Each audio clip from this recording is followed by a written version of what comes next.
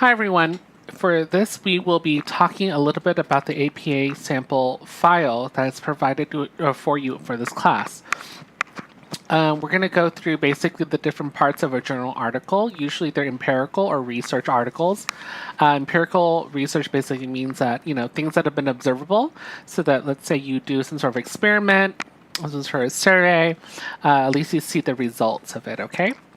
All right, so let's go through it. Just let you know, on the front page of an APA formatted journal article, there usually is a running head. And the running head is basically kind of like a really quick shortened version of your title. Usually it's put there for people, let's say when they want to submit a journal article to be considered for publication. They actually might take off the rest of the front page where it has the name, because the peer reviewers should basically do a blind review. They don't want to know what that person is, because let's say that I'm a reviewer and Dr. Sue had submitted something for publication. There's a likelihood that I might go, oh, well, I think Dr. Sue is a very brilliant person, and so I'm obviously going to want to let her publish her piece. By not having a certain name on there, that means that it's going to prevent any type of bias, okay? So then they'll probably put the running head in there so that we can figure out exactly what this article is about and still maintain it in anonymity. All right, okay. So the title of the sample is just Sample APA Paper for Students Interested in Learning APA Style 6th edition. Just let you know, the 6th edition, there is a revised version of it. So if you're going to buy the 6th edition APA formatting book, make sure you get the revision version, not the original. Jeffrey H. Kahn, that is the name of the author, and then the school, Illinois State University. At the bottom of that page, there should be an author's note. Usually there might be a dedication of some sort where they want to thank someone, or it could be the author letting you know how to contact that person. So for the page that you saw, you see in front of you the sample, it says Jeffrey H. Kahn, Department of Psychology, Illinois State University, and then it also says correspondence concerning the sample paper should be addressed to Jeffrey H. Kahn, Department of Psychology, Illinois State University, Campus Box 4620, Normal, Illinois, zip code, and then also the email address as well. So that way, the person who is reading it, if they have, some sort of question or feedback of some sort, they can contact the author directly from there. In a real article, maybe it's a survey that the reader really wants to use for their own research. So unless it's been published, where you would go to a major publishing psychology publishing house to ask for permission or purchase the usage of it, if it isn't from there, you might be able to just ask the author, him or herself, and say, hi, I would be interested in using your survey. Would that be okay for my own research? And usually they'll say yes, because they want to make sure that everyone adds to the body of knowledge. And if you're going to use theirs, you're going to probably reference it, which means that they're going to get more, usage of their research, which is part of the whole point of doing research in academia. All right, let's go over to the second page. It's going to be the abstract. So the abstract should be a single paragraph in block format, which basically means there's no indentation at the beginning. And the appropriate length depends on the journal to which you are submitting. Again, what they're talking about is, you want to submit your research that's been completed. This is what it would look like. But they're typically between 150 words and 150 to 200 words. Students should consult their instructor for the recommended length of the abstract. Usually professors will want you to do the average, which is about 150 to 200. If you have 201, certain places will be very picky. If you have 149, they will be very picky. So some of you guys, as you start to learn how to write abstracts and all that stuff, will understand the struggle of trying to make it so it's between exactly 150 and 200 and still express what you wanted to express. Section 2.04 of the APA manual has additional information about this abstract. Again, once you go into the textbook of the APA, it might actually tell you about it on Purdue OWL as well. It'll give you a little bit more of an explanation. But things that you need to know about the abstract is that it's important because many journal readers first read the abstract to determine if the entire article is worth reading. The abstract should describe all 4 parts of the empirical paper, which is introduction, and also sometimes known as a lit review or a combination of the both. Methods, results, and discussion. Consider writing 1 or 2 sentences summarizing each part of the paper, and you'll have a nice abstract. It's something that I want to let you guys know. An abstract is not kind of like a movie trailer where you're like, ooh, this is going to be what's going to happen, but you have to read it to find out what happens at the end. In an abstract, you're actually going to let them know exactly what your results were, and then maybe a little bit about the discussion part. So you're actually telling the entire synopsis of the story of your experiment or your research, but you also want to show the results as well. It's not like a hook of some sort where you're like, okay, I'm going to let you now make you read the rest of it. Usually researchers want to know what your results are as well and see whether or not it's worth reading. So that's why the abstract is so important. All right, the next section would be the introduction/lit review. So in this page, you'll notice that the title of your paper or that research paper is the title of the section. Sample APA paper for students interested in learning APA style. So before getting started, you will notice some things about this paper. First, everything is double spaced. Second, margins are 1 inch wide on all 4 sides. Third, there are several headings used throughout the separate different parts of the paper. Some of the headlines are in bold, while others are not. Fourth, there is exactly 1 space after each punctuation mark, except for periods at the end of a sentence, which there are 2 spaces. And I just want to say really quickly about that is, depending on the version of the APA, the most current version says that you have to have 2 spaces after the period after a sentence ends, but 1 space after, let's say, a comma. Okay, this is really important because old versions of the APA, there is 1 space after the period. So I'll give you an example. I have someone who was trained underneath the 1 space after the period. So when she was doing her dissertation, she did that. And her chair noticed, oh, look, you only did 1. That's not the current APA standard. So she had to go through her entire paper, I don't know, maybe 100 pages, and go through every sentence and double space that section, like give 2 spaces after the period. So again, you want to pay attention to the APA formatting of that current version. So if it's a 7th version in the future and it says only 1, you're going to have to go back to 1 again. I know it sounds horrible. Unfortunately, this is the APA format, and we have to follow it if we want to have it published properly. All right, back to the paper. Fifth, the upper left of each page has a running head in all capital letters, and the upper right has the page number. Try to pay attention to all of these details as you look through this paper. Now that those details are out of the way, you should know that the first part of the paper is called the introduction section. Yet it does not have a heading that actually says introduction.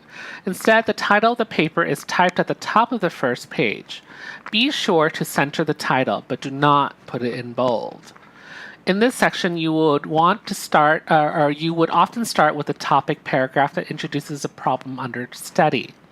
The importance of the topic should be pretty clear from the first paragraph or 2 of the introduction.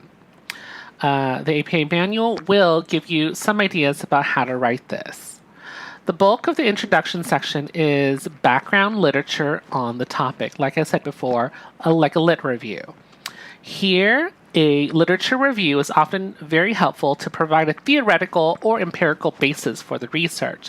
So what normally happens is, as a researcher who's writing a paper, you might have a certain idea, okay?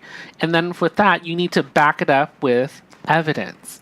Your evidence will come in the form of other people's journal articles that might be revealing the exact same topic or related topics. Okay, so what the lit review introduction is talking about is, I did all this research, let's say 50 articles, and this is what I see as the trend, or this is how my hypothesis is related to the previous research that has been done. And this is the new research that I'm going to do with my specific idea. Okay, which is typically what everyone will do, and you will do that as your final paper is a lit review.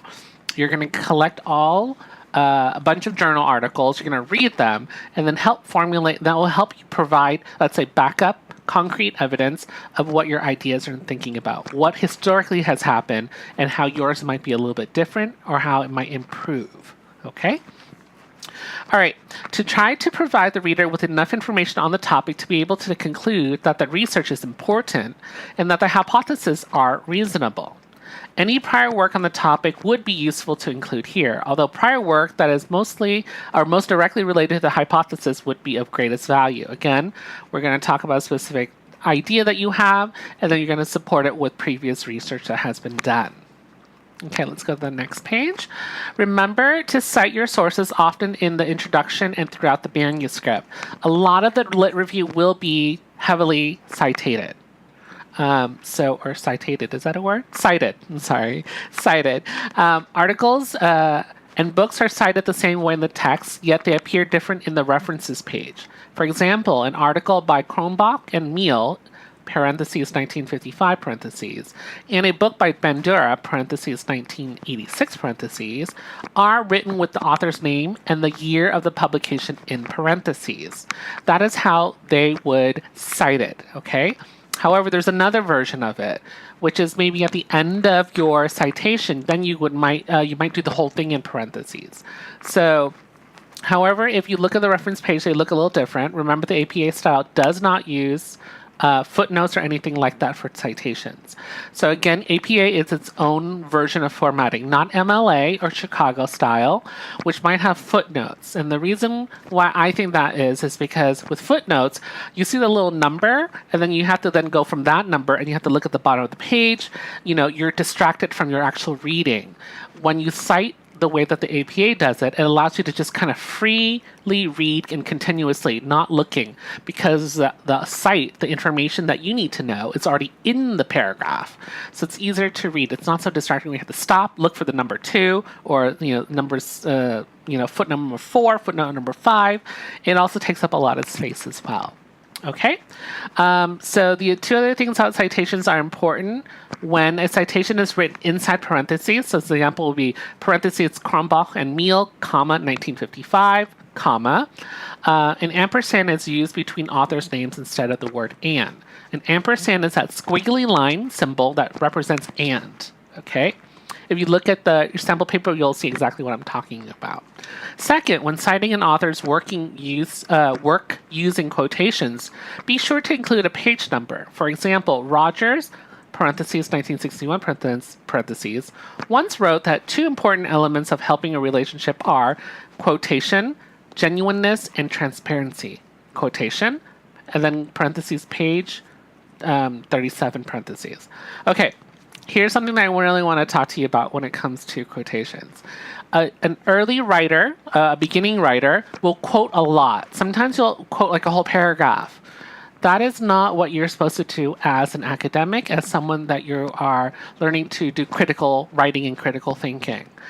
We expect that you will read through a journal article or whatever it is and be able to summarize it with your own words. Quotations are really important when it needs to emphasize something specific. So if you look at the sample, it's only 3 words that are being quoted: genuineness and transparency, because they want to emphasize that when they were reading through Rogers' 1961 paper or whatever it is, that was really important out of what they were summarizing. Okay, so they're using direct words. An example would also be when you're doing case notes. Okay.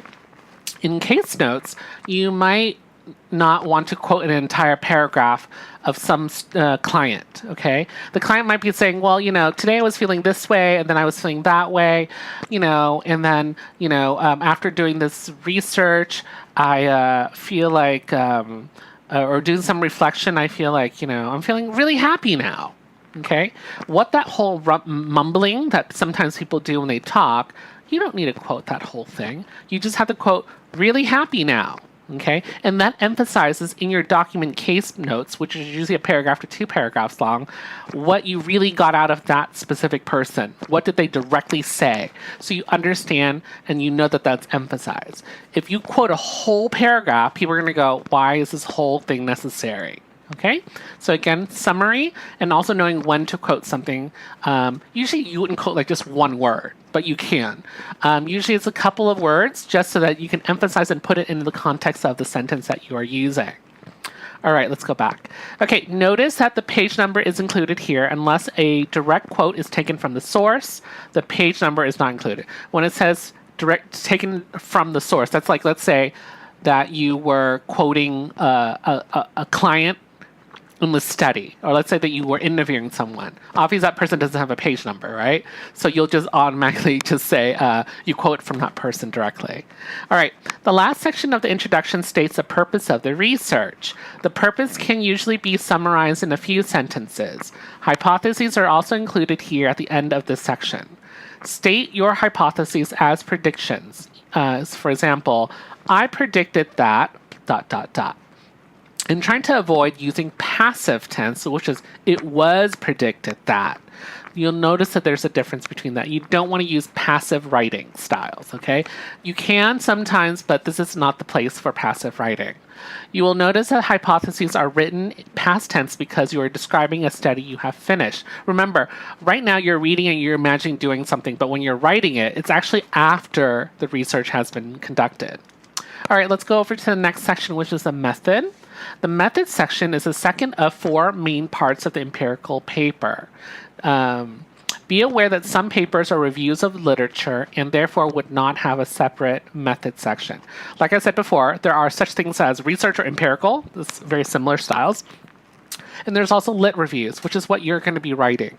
Some people do a lot of lit reviews. And lit reviews, again, like we talked about before, is amassing a lot of other people's research and then forming a hypothesis. So you're actually not doing an actual experiment, okay? You're not going out and having them do a survey.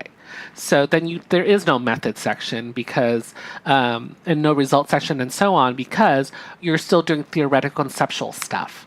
And you'll notice that when you start to, hopefully, write create proposals for conferences, okay?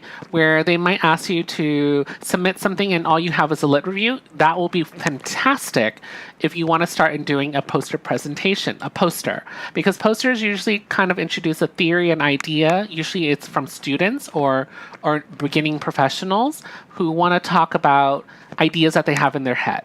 And maybe they want to look for additional people to provide more input before they start doing their research. Okay, so the beginning parts. And some articles that you will read are actually lit reviews or reviews of literature and not an experiment. So you would not have a method section. But let's say that most of the articles that you do read, which is true, will have a method section. All right, there are typically 3 or 4 major subsections in the method, although there can be more. These subsections are separated by headings, which are described in sections 3.02 and 3.03 of the APA manual. One of those subsections is participants. The brief section describes the people who participated in your study. They should be called participants and not subjects, by the way. And that's something that's new. Like I said before, language does evolve. Participants show a sense of volunteering to participate. They're active, as opposed to subject, which sounds kind of like you're doing a clinical thing. They're kind of like, just numbers. They're not real people. And so it's about the feeling of what the word means. Okay, because you do want to give respect to the people who are helping you out by either participating in your survey or actually doing an experiment for you. Mention the number of participants. Usually that's represented by the letter capital N. Usually it's also italicized. And then the percentage of males and female participants. The mean age, if you need to. The mean is abbreviated as an italicized capital M. And their ethnicity or cultural background. Sometimes you might want to talk about religion, socioeconomic status. It could be many things. It depends on what is important to your research. But this is kind of like demographic information. Age, gender, usually things that we want to know. They might be heterosexual, lesbian, gay, bisexual, trans, or whatever it is, depending on your research again. Any other demographic information would be appropriate here. Okay? All right. Research design. Oh, also, like, they could be parents. They could be teachers. Let's say that you're doing a an article or a research about people's feelings on people with disabilities. You could be asking people who are professionals, who are not professionals, maybe they're teachers, maybe they're nurses, maybe they're rehab counselors. So really, again, whatever demographics that are important to your research, you will put in the participant section.